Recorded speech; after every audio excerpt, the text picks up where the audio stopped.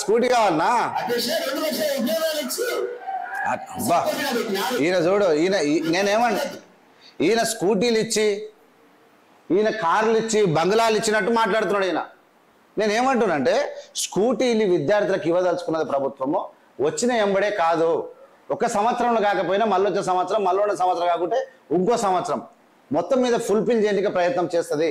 కానీ మీ లేక దోపిడీ చేయదు, మీ లేక మోసం చేయదు, మీ లేక ఇక మీకు గొంతుల్లాగా ఇక అన్నిం దాకా మింగదు.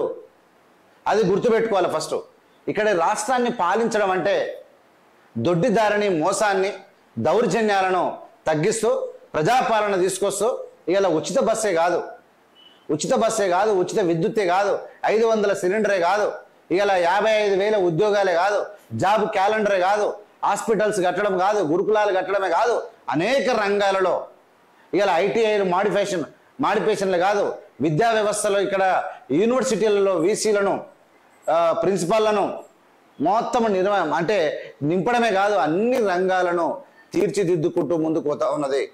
స్కిల్ డెవలప్మెంట్ తీసుకొస్తా ఉన్నది ప్రభుత్వము. రాష్ట్రంలో ప్రజారంజితమైనటువంటి పాలన జరుగుతూ ఉన్నది. ఆ సంగతి మీరు గుర్తుపెట్టుకోవాలి.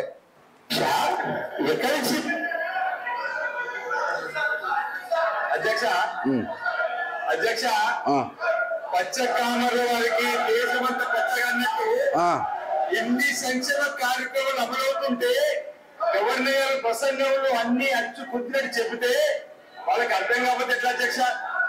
ఆ స్కూల్లో చదువుతూ ఎట్లా ఉంటుంది అధ్యక్ష? ఈ రోజు ఆ స్కూల్లో చదువుకుంటే ఎట్లా ఉంటుంది అధ్యక్ష అంటున్నా.